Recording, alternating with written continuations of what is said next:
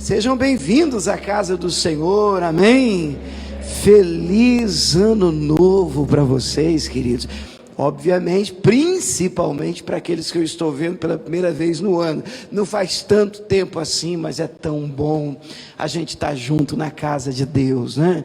A Bíblia diz que nós devemos congregar, são tantos os textos que falam sobre isso, nós devemos também viver em comunhão, nós devemos, Davi escreveu, liberou uma frase linda, uma coisa pedi ao Senhor e eu também a buscarei, que eu possa habitar todos os dias na casa do Senhor. Primeiro, para contemplar a tua formosura, a tua beleza. E ele termina dizendo, em segundo lugar, para aprender no teu templo.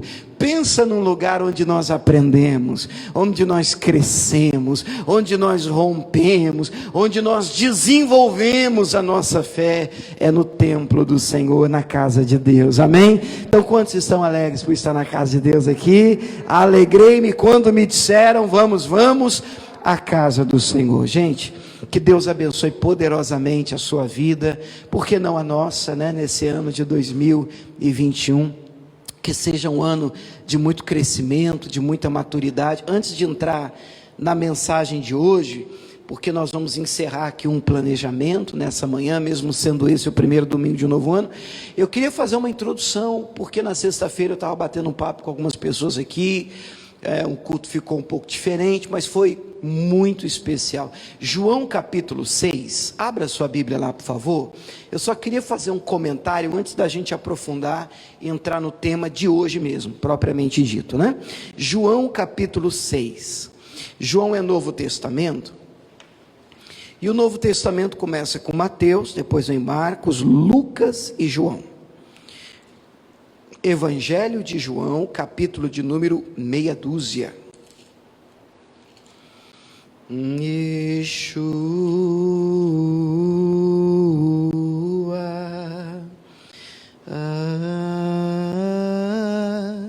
Você sabe que em João 6 conta aquele milagre, aquela história da multiplicação dos pães e dos peixes. É incrível como que a Bíblia é um livro fantástico. Porque o que eu já passei por esse texto, por essa história, e toda hora que a gente passa por esse texto, toda hora que eu bato os olhos nele, meu Deus, é um livro perfeito mesmo. Parece que sai algo novo, né?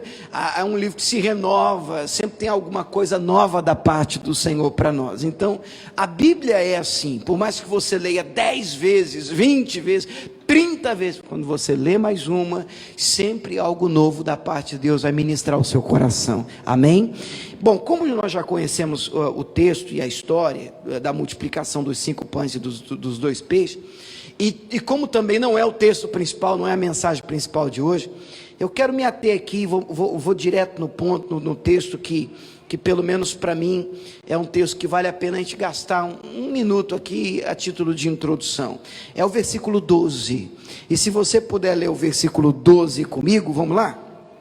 Diz assim, toda a igreja de Jesus, vamos ler o 11, a gente lê o 11 e o 12, aí fica pelo menos dentro de um contexto.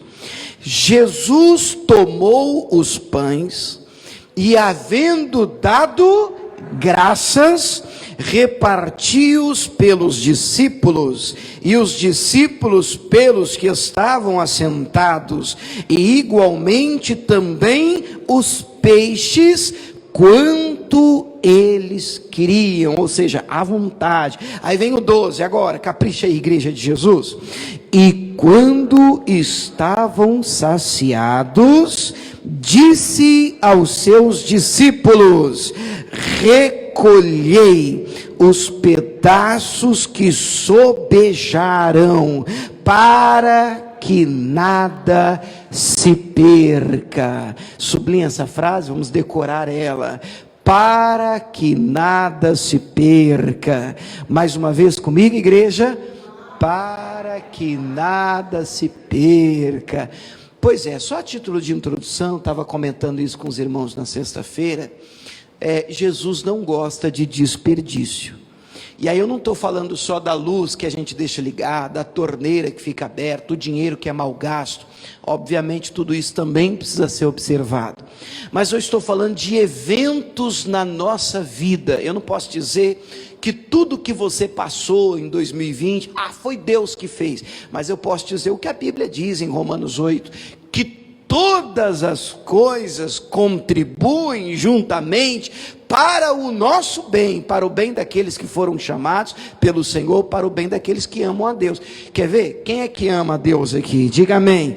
Então tudo, eu disse, repito mais uma vez, eu disse tudo, todo evento, tenha sido ele bom ou ruim, quando você coloca junto, na mesma panela, na mesma forma, Deus tem o poder de fazer daquele amontoado, daquele ajuntado, Deus tem o poder de fazer algo maravilhoso na sua vida e para a sua vida. Você pode dizer glória a Deus por isso? Eu lembro que eu já mencionei isso aqui e usei como exemplo uma receita de bolo, né? Onde você pode até entender que um ingrediente isolado não é legal. Eu nunca vi ninguém comendo de colher fermento, nem sei que gosto que tem só o fermento.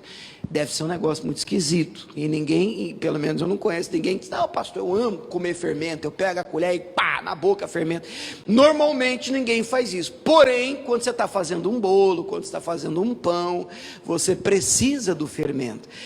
Ele isoladamente pode não ser muito agradável, gostoso, mas juntamente, por isso que o texto, eu amo o texto de Romanos 8, que diz, todas as coisas contribuem para o bem, todas as coisas contribuem juntamente para o bem. Então talvez se você isola um evento na sua vida, um momento na sua vida, você diz, isso aqui não foi legal, gostaria que não tivesse acontecido, mas quando você coloca tudo junto, na mesma forma, na mesma panela, bate tudo, Deus pode fazer daquilo um bolo gostoso, maravilhoso, e Deus pode fazer com que você cresça muito em nome de Jesus de Nazaré. Você crê nisso? Agora, pedido dentro desse texto não desperdice, não permita que nenhum evento, nem os ruins, ou até vou melhorar isso aqui, principalmente os ruins, não permita que eles sejam desperdiçados na sua vida. Jesus disse, depois que todo mundo comeu, 5 pães, 2 peixinhos, multiplicou, conhecemos o milagre, Jesus disse, recolham os pedaços que sobejaram, que sobraram. Para que, Jesus? A frase é, para que nada se perca, para que nada seja desperdiçado, para que nada seja perdido. Recolha os pedaços que sobraram de um relacionamento que não deu certo, de um projeto que não funcionou como você gostaria, de uma ideia que não fluiu como planejado. Recolha os pedaços que sobejaram. Coloque isso nas mãos certas, nas mãos do Senhor. Porque na vida de um crente, nada pode ser desperdiçado, perdido. Pior do que você enfrentar fases e momentos difíceis, e todos nós enfrentamos, principalmente em 2020, amém, irmãos? Enfrentamos tempos de luta, tempos de guerra, mas eu penso que pior do que você passar por um tempo de batalha, é você não aprender nada com ele.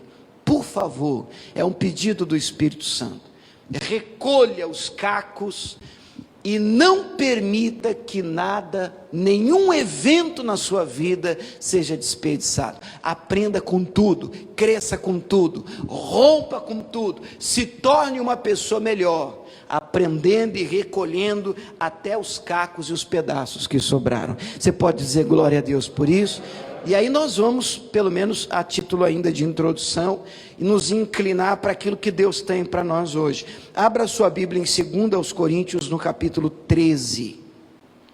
2 Coríntios também é Novo Testamento, né? Mateus, Marcos, Lucas, João, Atos, Romanos, Coríntios. Então 2 Coríntios capítulo 13, acho que vale a pena registrar que é o último capítulo da carta de Paulo à igreja de Corinto.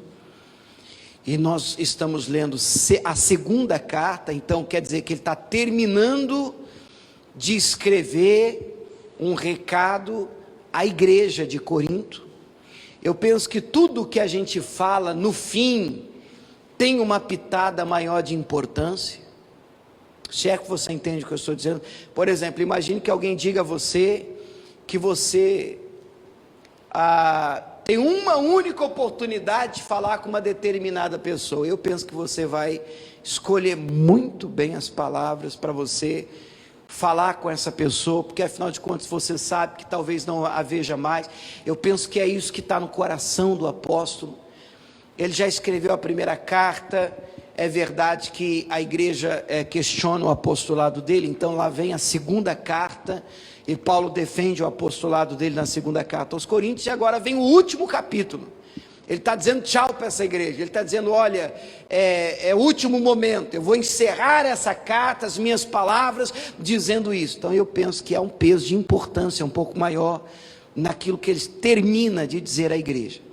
E o que ele termina? Versículo 11, eu primeiro vou ler na minha versão, que normalmente a gente usa aqui, que é o meio da revista e corrigida, diz assim, 2 Coríntios 13, 11, quanto ao mais, irmãos, então é para os irmãos mesmo, para mim e para você, regozijai-vos. O que é regozijar?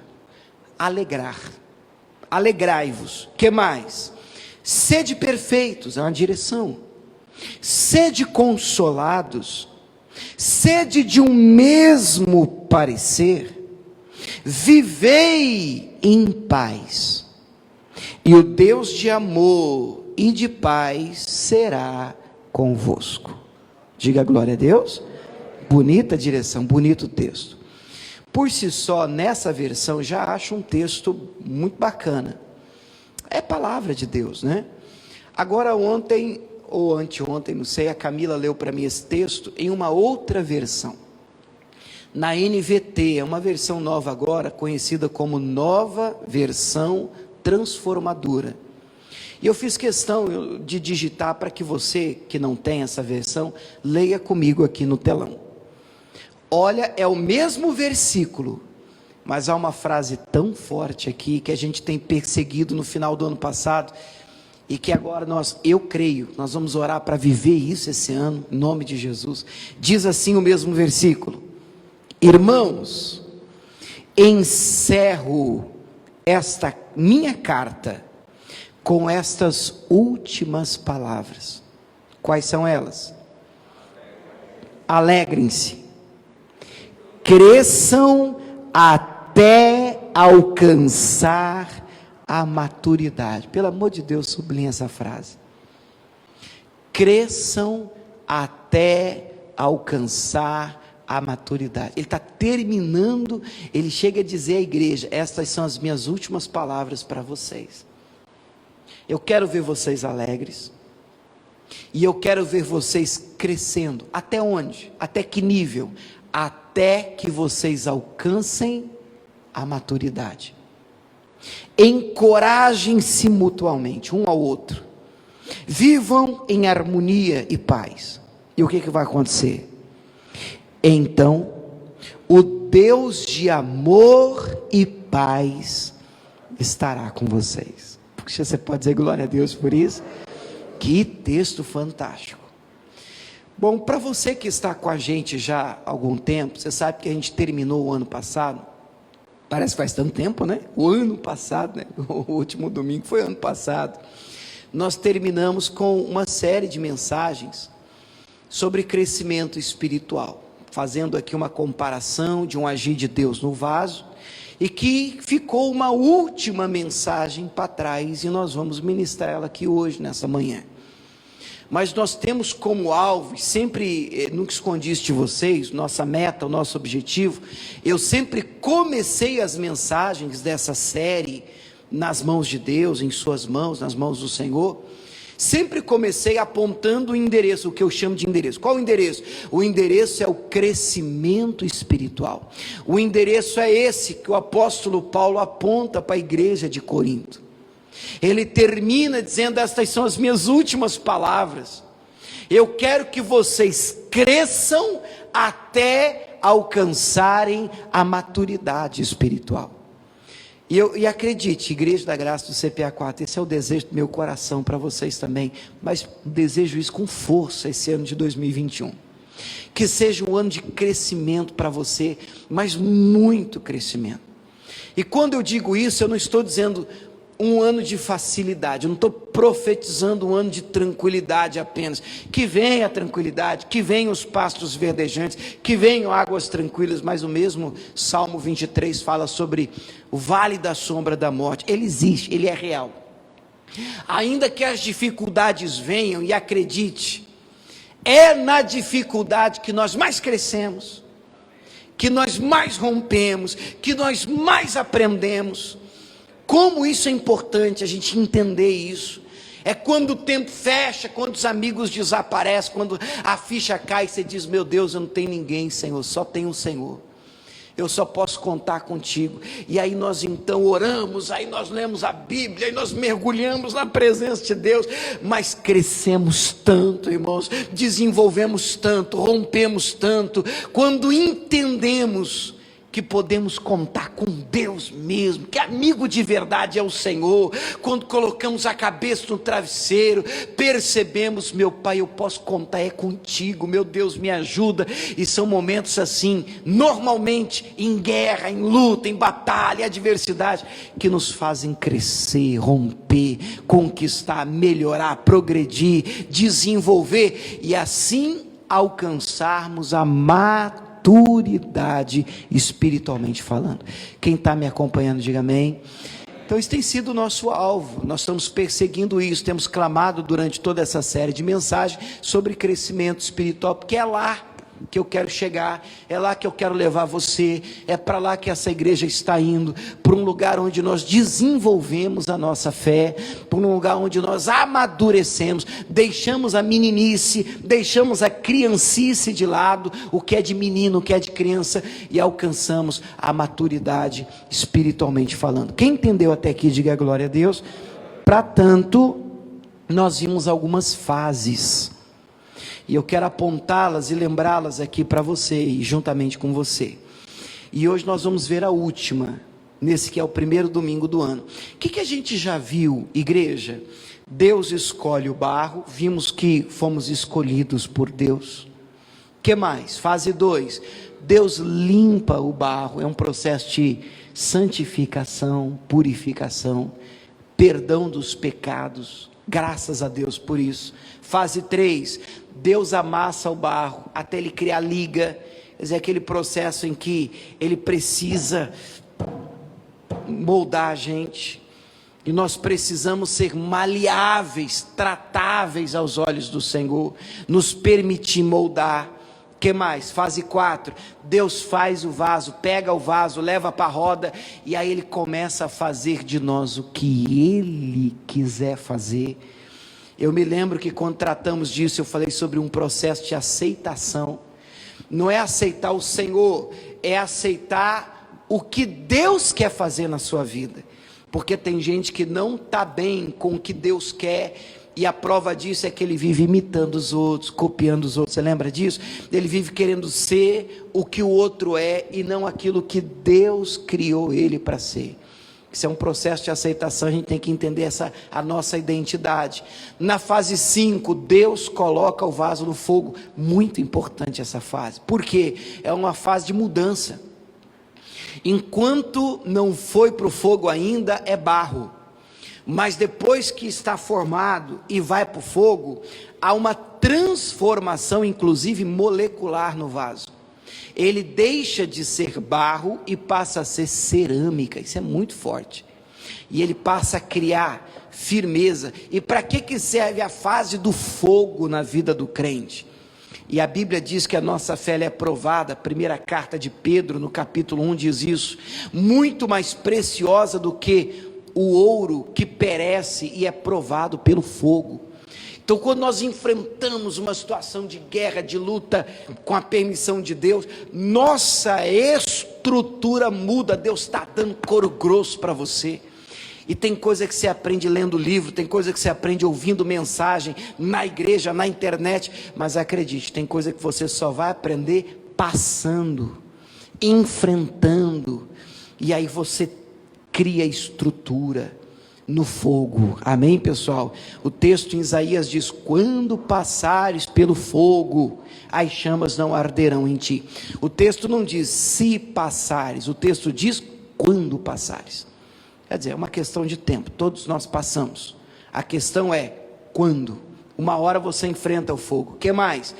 Depois a fase 6, Deus enche o vaso da glória, da presença. Falamos dos dons do Espírito, da maneira como Deus distribui talentos, da maneira como Deus nos capacita. Amém, pessoal? Isso tudo está registrado, isso tudo está gravado, isso tudo está disponível na página nossa do Facebook.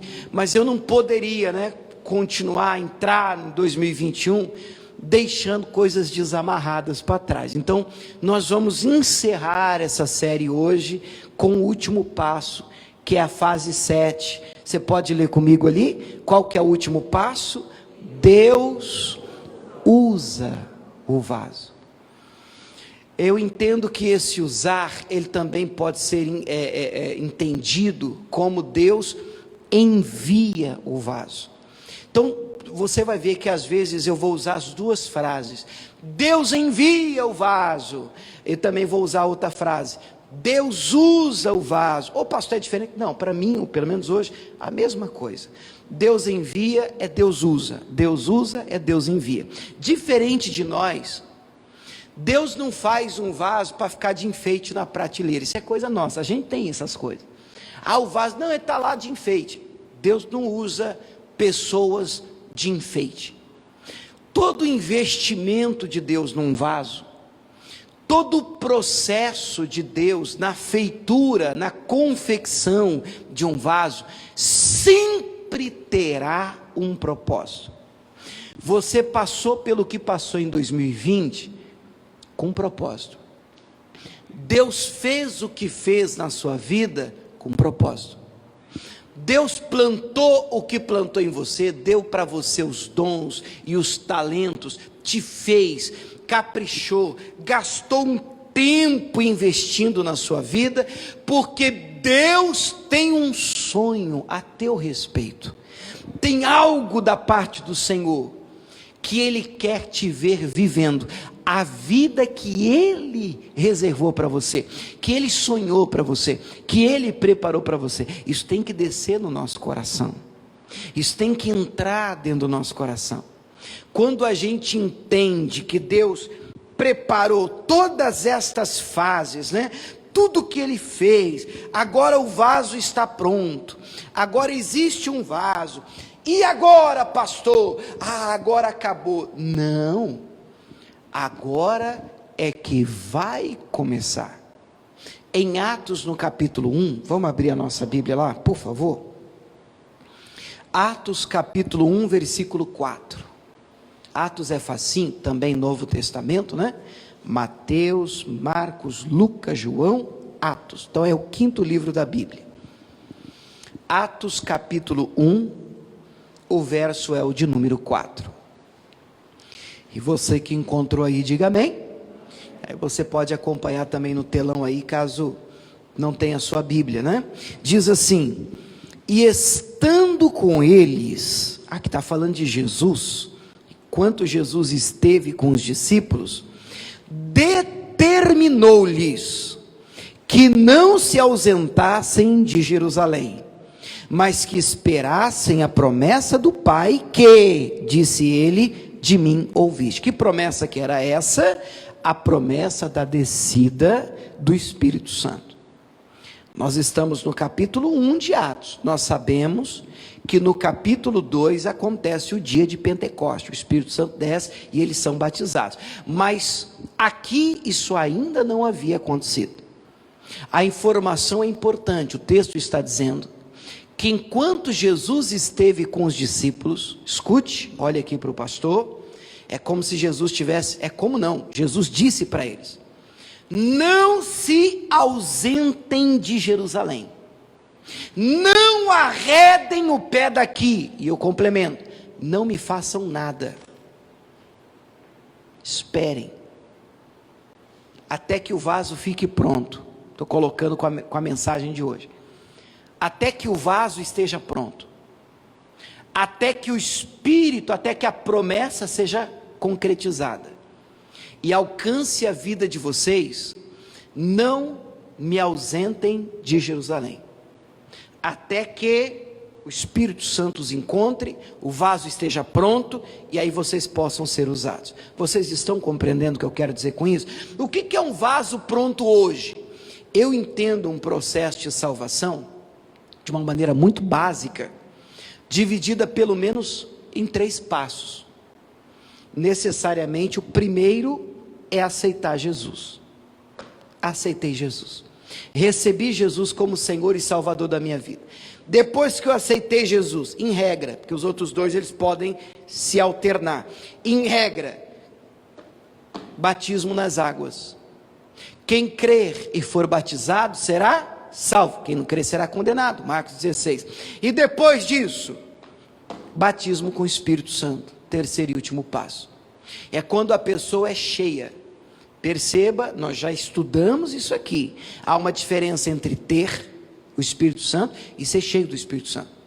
Todo aquele que crê que Jesus Cristo é o Filho de Deus, primeira carta de João diz isso, Deus está nele e ele em Deus, então o Espírito Santo já mora dentro dele, ele está em você, o Espírito Santo se move em você. Agora, qual é a proposta de Atos 2? Do que o Senhor está falando? Do batismo. O que é o batismo? Quando a gente usa essa expressão, fulano foi batizado no Espírito Santo, fulano foi cheio. Se você ler Atos 2, essa é a palavra que aparece em Atos 2, e todos foram cheios do Espírito Santo. Então nós entendemos, batismo no Espírito Santo quando alguém é cheio. A pessoa pode até ter o Espírito Santo, mas a proposta é, ela precisa ser cheia, o vaso tem que ser cheio. Aí alguém virou para mim uma vez e disse assim: tá bom, pastor, aceitei Jesus, já passei pelas águas e fui batizado com o Espírito Santo, cheio do Espírito Santo, pastor, acabou, né? Falei assim, querido, agora é que vai começar. Porque eu entendo que quando Jesus vira para os discípulos e diz: não ausentem de Jerusalém, não saiam daqui, até que lá do alto vocês sejam revestidos do poder de Deus, até que a promessa alcance vocês. Eu entendo que é o mesmo Jesus dizer: agora, até que o vaso esteja pronto, vocês ainda não podem ser usados, pelo menos na plenitude. Pelo amor de Deus, não entendo isso errado, porque senão tem gente me ouvindo aqui nessa manhã, ou me assistindo em casa: pastor, eu não fui cheio do Espírito Santo, é por isso que eu não faço nada para Deus. Não é isso que eu estou pregando.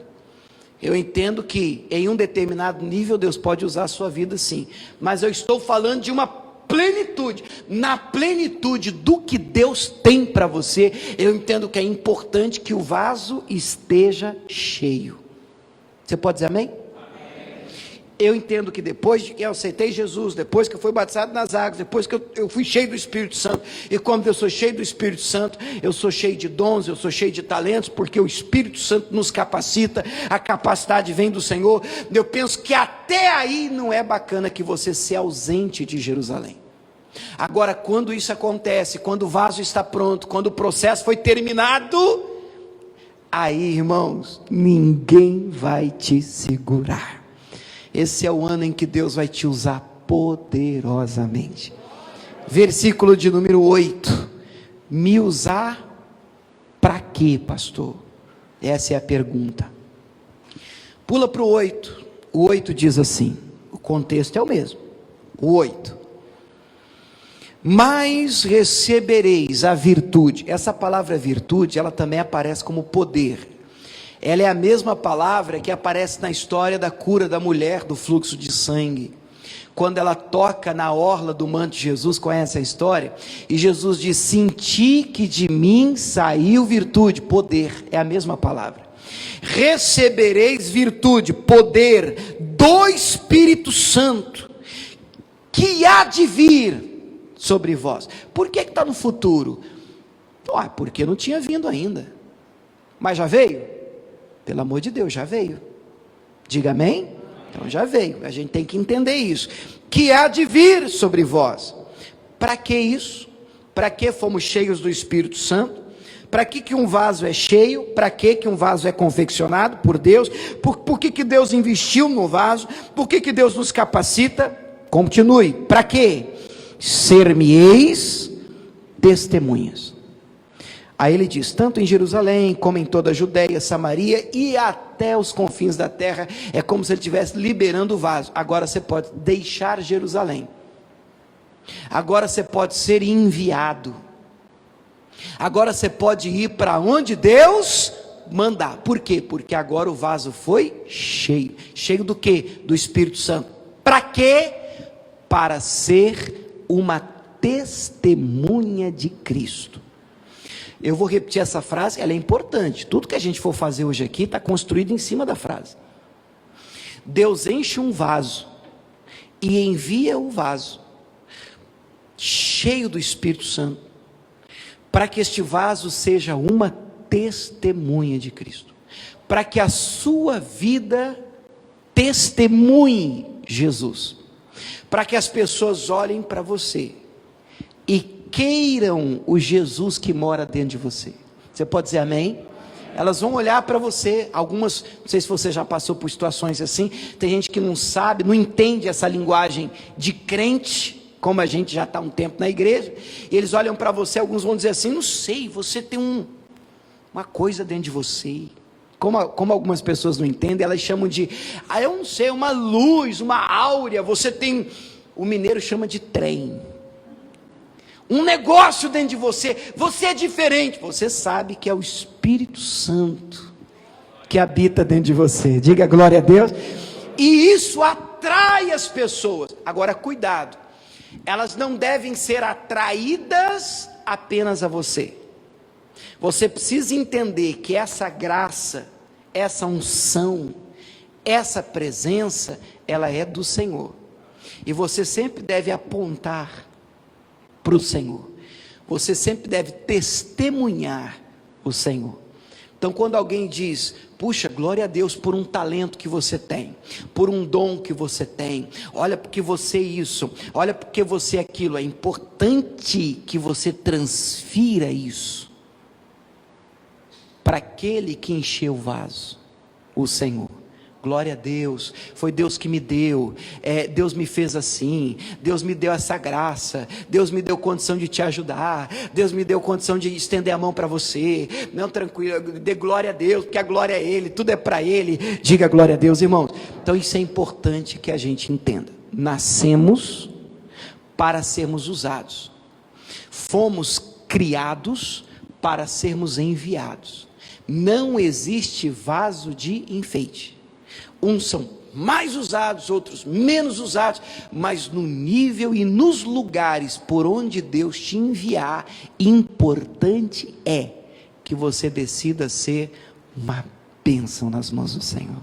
Você pode dizer glória a Deus por isso? Agora deixa eu só trazer uma lembrança, antes da gente continuar, de que testemunhar Jesus é maravilhoso.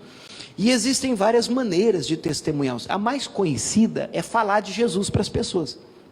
Então quando a gente fala assim, você é uma testemunha de Cristo, e as pessoas entendem de cara, de pronto, pelo menos eu entendi assim, de que eu devo testemunhar, eu devo falar de Jesus para as pessoas, eu devo falar de Jesus para os homens, eu devo falar de Jesus para as mulheres, eu devo pregar de Jesus, e há verdade nisso.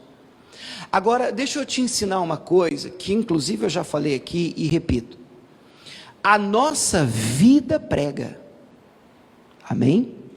Às vezes mais alta e mais forte do que as nossas palavras. Então, dependendo do testemunho que você dá, não adianta nem você falar de Jesus para as pessoas. Entendeu o que eu falei agora? Não vai resolver, às vezes vai até piorar. Esse cara é crente, esse cara vai na igreja, às vezes até queima o evangelho. Tem gente que ao invés da luz que ela tem, atrair as pessoas para Jesus, tem gente que infelizmente, irmãos, repele, afasta as pessoas do evangelho de Cristo. Pessoas que, se você olhar para a vida e para o comportamento delas, você nunca se converteria, nunca entregaria a vida ao Senhor. Porque eu disse aqui a vocês, e repito para quem não ouviu, nós compramos o mensageiro antes da mensagem. Eu vou repetir a frase e eu vou te explicar mais uma vez para quem não me ouviu dizer isso. Nós compramos o mensageiro antes da mensagem. Vou provar para você rapidamente, alguns de vocês já conhecem. Imagine que eu esteja pregando aqui, como eu estou hoje, falando sobre o dever dos maridos amar a esposa, lembra? O marido tem que amar a esposa, tem que amar? Tem que tratar bem a esposa, tem que tratar bem? A Bíblia diz em Efésios 5 que deve amar como Cristo amou a igreja e se entregou por ela. Quer dizer que o homem deve estar disposto a morrer pela esposa, é o que a Bíblia diz. Os homens podem dizer amém? Pronto, a gente vai empurrando, né? Em nome de Jesus. Imagine que eu pregue aqui só sobre o dever dos homens amar a esposa e tratar bem a esposa. Aí na hora que eu termino o culto, você nem saiu daqui, você deve lembrar, eu dou um grito com a Camila, que é a minha esposa. A Camila está aqui no canto, irmão, pelo amor de Deus, é só um exemplo. Eu dou um grito, e dou uma voadora ungida nela. E você vê. E aí você no domingo que vem volta. Acho difícil voltar na igreja depois de você ter visto um comportamento desse do pastor. Acho difícil voltar. Mas você é crente até o tutano e volta. Aí no domingo que vem eu prego sobre o quê? Chuta. Irmãos, eu vou continuar falando sobre o dever dos maridos amar e tratar bem a esposa, parte B. O que eu estou pregando é verdade? Olha o veneno na pergunta. É verdade. Está na Bíblia que o marido tem que amar e tratar bem a esposa. É verdade. Mas você vai reagir, você vai comprar a mensagem, você vai abraçar o que eu estou pregando? Não. Por quê? Porque mesmo sendo a verdade, o que eu estou pregando, o meu comportamento invalida a palavra. E como você me viu não vivendo isso, de mim, você não compra mais essa mensagem. Por isso que tem gente que a gente não escuta. Você entendeu o que eu falei? Pode ser linda a palavra, tem gente que você olha na rede social, você diz, conhece essa peça aqui? Isso que está pregando, isso que está postando versículo, eu que sei dessa raça aqui. Você não compra, por quê? Porque a gente compra o mensageiro antes da mensagem. Quem está falando, vem antes do que ela está falando. Isso é importante a gente entender, porque eu estou lendo o texto, em que Jesus enche o vaso e diz, não saiam de Jerusalém, até que vocês estejam revestidos, quer dizer, o vaso tem que estar pronto, para ser enviado, para ser usado, aí o Espírito Santo vem e enche o vaso, agora está pronto, e aí o Senhor libera, envia, dizendo, eu quero que vocês sejam uma testemunha, é a missão do vaso, testemunhar a Jesus. E o que muitos crentes entendem ouvindo isso? Eu vou falar de Jesus para todo mundo. É verdade, mas isso só surtirá o efeito poderoso se você decidir viver isso. Você pode dizer amém? Amém. Irmãos, eu vou até arriscar aqui dizer um negócio para você. É melhor você viver do que você falar. Se você decidir viver isso aqui, no seu trabalho, na sua casa, as pessoas verão Jesus em você. Testemunhar não é necessariamente abrir a boca e falar de Jesus para as pessoas, mas é ter uma vida e um comportamento em que as pessoas olhem para você e digam que esse cara é diferente. Eu quero ter o que essa mulher tem. Que paz que você tem, não entendo, não vejo você perder a cabeça, não vejo você estourando, eu não vejo você saindo do trilho. O que você tem? Você é diferente. É maravilhoso quando as pessoas percebem notam Jesus em você. É muito melhor quando elas olham para você e elas enxergam que há alguma coisa dentro do vaso, há alguma coisa diferente na sua vida e elas desejam isso.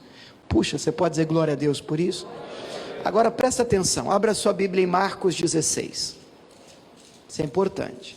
Ao mesmo tempo em que de um lado extremo eu entendo que o vaso ele tem que estar pronto, ele tem que ser cheio, e cheio aqui eu falo do Espírito Santo, dons e talentos que obviamente são resultados e fruto do Espírito Santo. Gálatas 5:22 trata do fruto do Espírito, quer dizer que o fruto é o resultado, né? É um pé de laranja, você só pode esperar laranja. De um pé de limão, você só pode esperar limão. De uma pessoa cheia do Espírito Santo, você só pode esperar o fruto do Espírito Santo. É por isso que tem algumas vidas de alguns crentes que não cola, irmão. E aí fala, não, eu sou de Deus, eu sou de Jesus. E você olha e você vai, mas você está dizendo que é pé de laranja. Eu estou olhando e estou vendo limão. E na hora que põe na boca, ele faz assim. Não pode ser laranja, querido. E um pé de laranja não faz força para dar laranja. Laranja, ai, laranja, laranja. Em nome de Jesus, laranja. Para, que se é laranja, sai laranja. Se é limão, sai limão. Se é abacaxi, sai abacaxi. Se está cheio do Espírito Santo, fruto do Espírito Santo.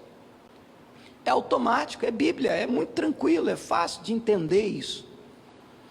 Jesus disse que uma árvore você não conhece pela cara dela, pela copa, pela aparência. Uma árvore você conhece pelos frutos. Então não é o dom, não é o talento, não é o que ela faz, não é como ela canta bem, como ela prega bem, como ela ora bem. Isso é dom, isso é talento. Você quer saber se uma pessoa é de Deus, você tem que conviver com ela.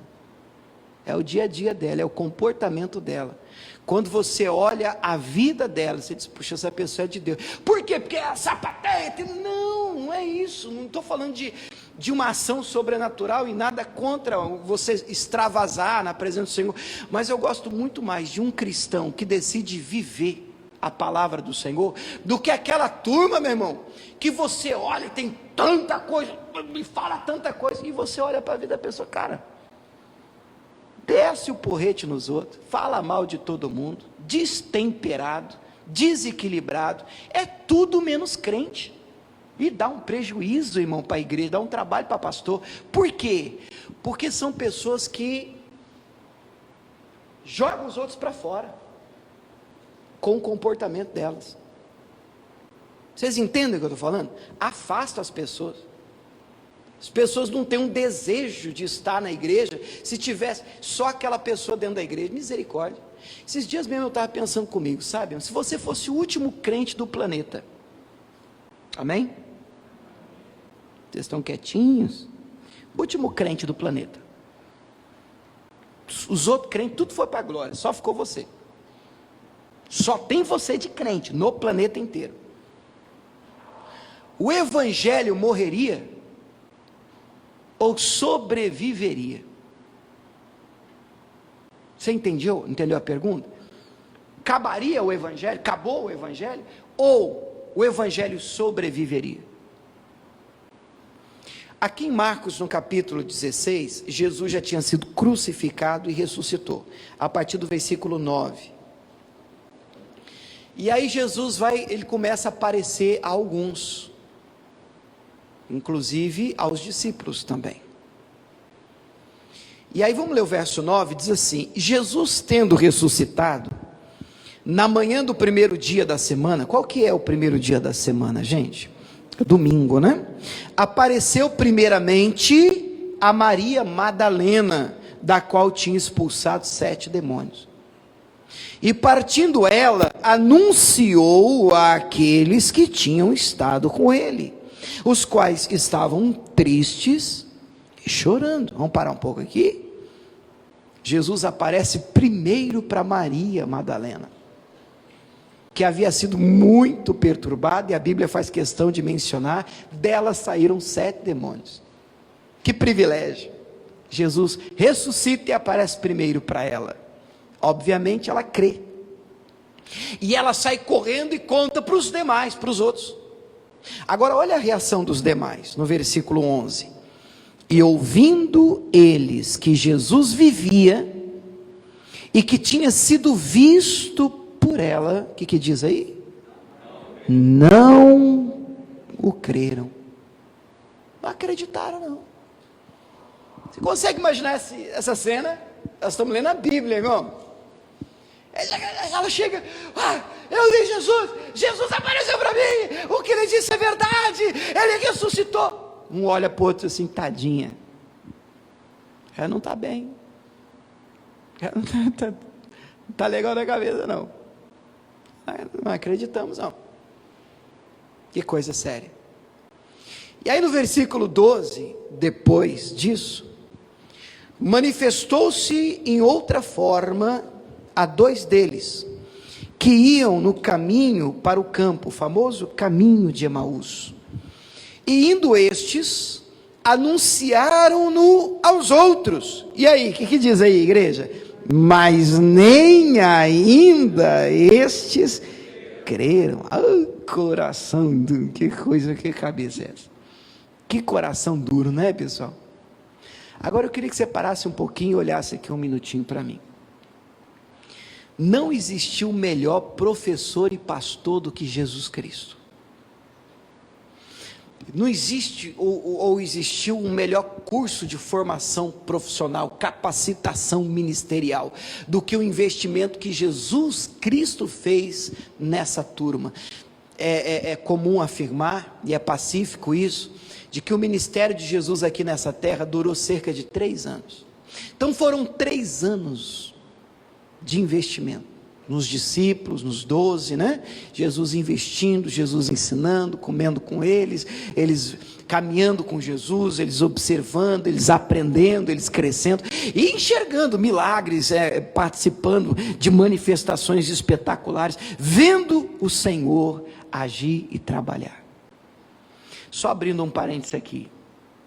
Se de um lado a gente tem que tomar cuidado com o extremismo, onde eu tenho que ser um vaso pronto para ser usado, por favor, cuidado com essa frase, porque tem gente que quando escuta isso entende, mas eu não estou pronto, pastor, e aí ele não faz nada, ele espera ser perfeito, e aí você não vai fazer nada nunca.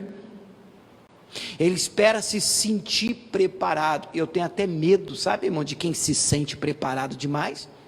Porque nós não podemos perder de vista o que acontece do outro lado. Quem faz é Deus, através de você. O poder não está no vaso, o poder está em quem envia o vaso.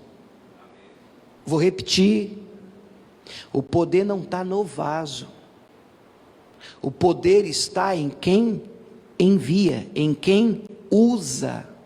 Olha a palavra, Deus usa o vaso.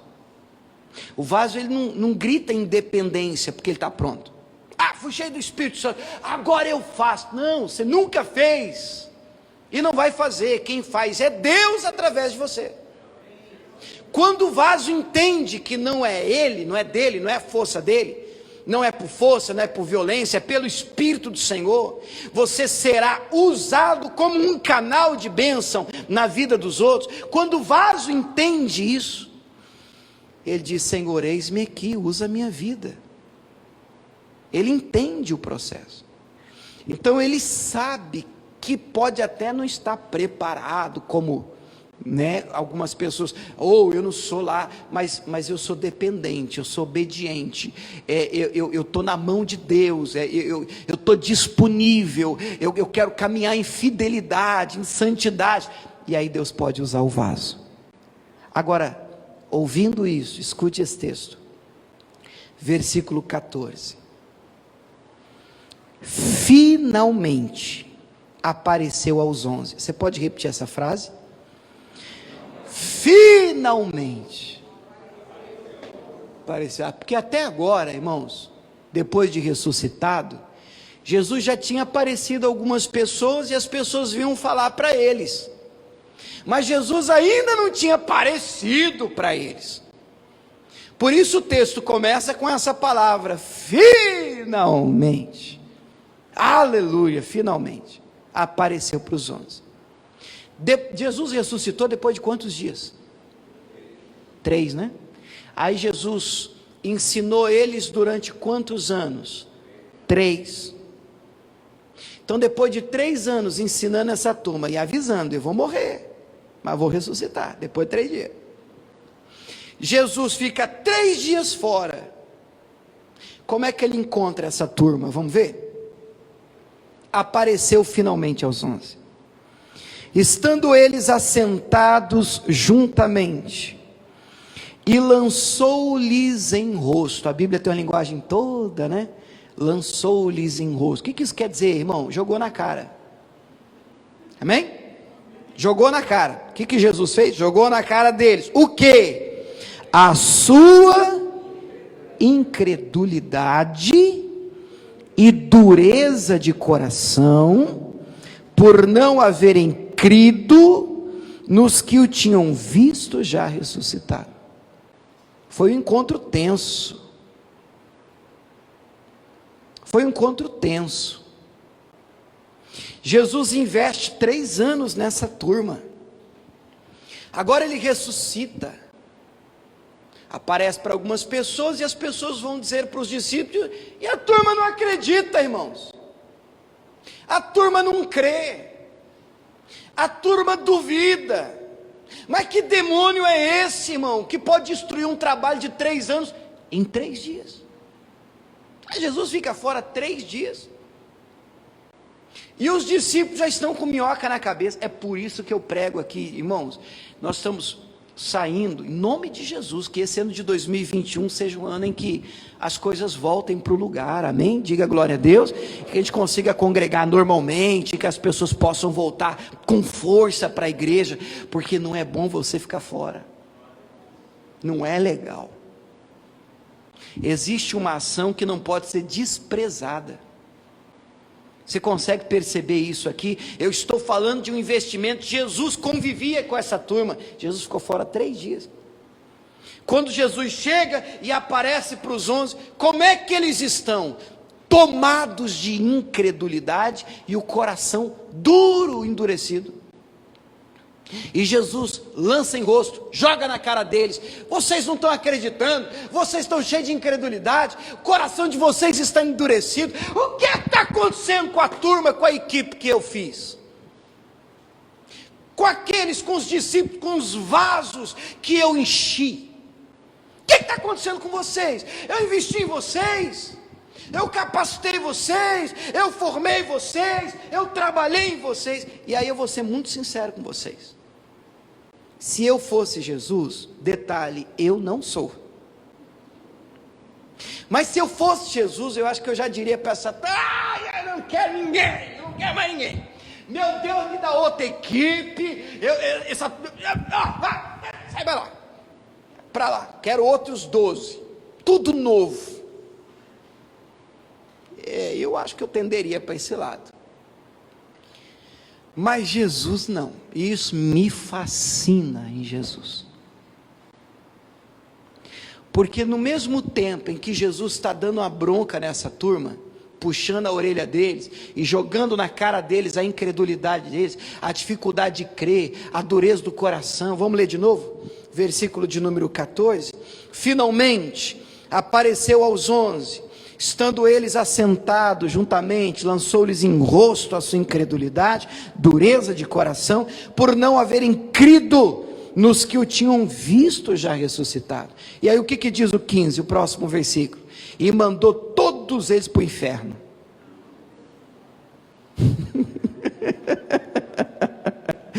Tem gente que olha assustado, que isso, pastor? Que Bíblia que é essa? Não, o que diz o 15, gente?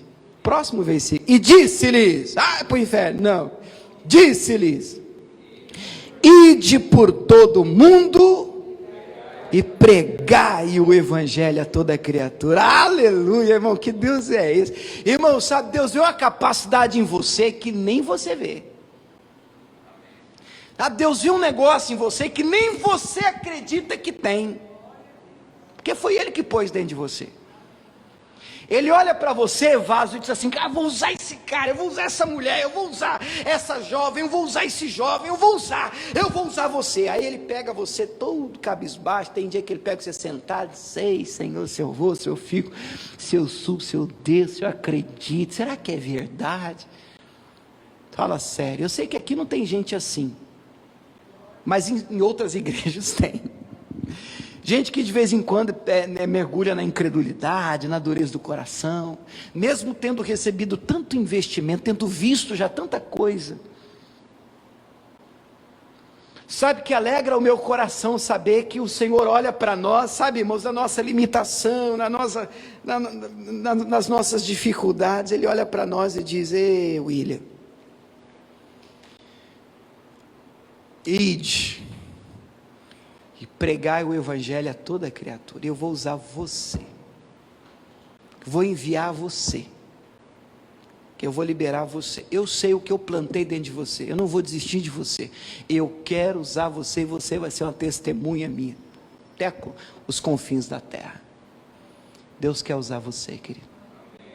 Deus plantou dentro de você um potencial maravilhoso, tremendo. Esse é o ano. Deus encheu você, Deus te deu os dons e os talentos que deu para você, te fez do jeito que você é, não é à toa. Escute, não somos perfeitos, e está mais do que provado. Jesus olha, depois de 3 anos de investimento, e essa turma está toda na mesa, acreditamos e não funcionou, tomados de incredulidade, dureza de coração. Mas que Deus é esse, tão tremendo, maravilhoso, que pega a gente num estado desse, e mesmo assim crê na gente, acredita na gente, e diz: vai fazer minha obra, vai pregar o meu evangelho. E esses discípulos, essa turma, da qual provavelmente eu desistiria, viraram o planeta de cabeça para baixo, e fizeram do cristianismo que ele é hoje. Olha, irmãos, Deus acredita e vê em você algo que nem você consegue enxergar dentro de você mesmo.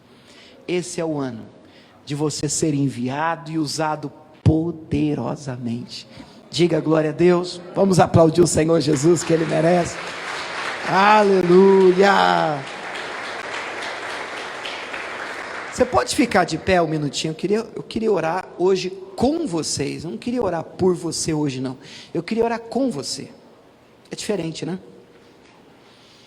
E queria fazer uma observação com você de pé mesmo. O pessoal de casa está nos acompanhando. Esse culto fica gravado para você se situar. Esse é o primeiro domingo de um novo ano. Esse é o primeiro domingo de 2021. E eu queria plantar uma coisa no seu coração. Quando a gente fala de ser usado por Deus, de ser um instrumento na mão do Senhor, tem gente que escuta isso e entende isso apenas como pegar o microfone, subir no altar, ou ministrar, tocar, estar em evidência. Não é só isso, ser usado por Deus. Sabe, você pode ser usado por Deus lá no seu trabalho. Fala amém? Você pode ser usado por Deus na sua escola. Você pode ser usado por Deus na sua casa. Você pode ser usado por Deus na sua igreja, não necessariamente com uma gravata e um crachá. Você pode ser usado por Deus na sua simplicidade. Ontem, antes de dormir, eu estava pensando em pessoas que foram usadas por Deus. A Bíblia é um livro de pessoas que foram usadas por Deus, amém ou não amém? É verdade, existem pessoas aqui que foram usadas poderosamente, sobrenaturalmente, e a gente tem uma tendência, uma inclinação a nos apegar, a olhar mais para esse grupo, o grupo da evidência, o profeta Elias, que orou, o fogo caiu do céu, um Moisés, que foi tão usado, o mar vermelho. Olha como que Deus usou esse homem, abriu o mar, aleluia. O apóstolo Paulo, que a gente até citou hoje, um homem tremendamente usado por Deus, Pedro, os discípulos, tudo isso é maravilhoso. Mas ontem eu estava pensando em pessoas anônimas, sem nome, que foram importantíssimas em projetos do Senhor. Eu me lembrei em 2 Reis 5 de uma menina. 2 Reis 5 conta a história da cura de Naamã. Lembra do Naamã? Sabe como é que tudo isso começa? Com um comentário de uma menina que ele prendeu numa guerra, e ele pega a menina de Israel e leva para morar com ele na casa dele, para servir ele, a mulher dele. E é a menina de Israel, uma menina anônima, sem nome, que faz um comentário. Ela diz: quem dera ele conhecesse o profeta que tem lá em Israel, ele seria curado. Toda a história, todo milagre só acontece porque essa menina decidiu ser usada onde ela estava, e ela não estava num lugar agradável, ela não estava num momento bacana, gostoso, mas é a prova que aonde quer que você vá, não importa o que você passe, em qualquer momento da sua vida, você precisa tomar uma decisão. Eu vou ser usado por Deus. Usado por Deus. Você pode dizer glória a Deus por isso? Eu vou ser usado por Deus aonde quer que o Senhor Deus me leve, aonde quer que Ele me coloque. O que não dizer em João 6, que a gente até leu hoje, do milagre da multiplicação dos pães e dos peixes, que só foi possível porque tinha 5 pães e 2 peixes. Mas era de quem? Vocês lembram da historinha? Era de um menino. O texto diz que um discípulo disse a Jesus: tem um rapaz aqui que tem 5 pães e 2 peixinhos. Ah, mas o que é isso para tantos? E aí a gente continua a história como se os peixes já fossem de Jesus. Não, o menino decidiu colaborar com o milagre. Eu entendo que existem pessoas que são facilitadores de milagres, e eu queria plantar no teu coração essa missão para 2021. Você pode não ser o Moisés, o líder, aquele que está na frente, aquele que está em evidência, aquele que está com a gravata, aquele que está com um crachá, mas você pode ser um anônimo facilitador de milagres. Você pode ser uma pessoa plantada por Deus estrategicamente na vida de outros, para poder encorajá-lo, empurrá-lo para o milagre dele, para o milagre dela. Diga glória a Deus. Você pode ser uma menina, você pode ser um menino, desde que você tenha disposição para colocar os seus peixinhos nas mãos do Senhor. Puxa vida, muita coisa pode acontecer, porque você decidiu obedecer e ser usado pelo Senhor.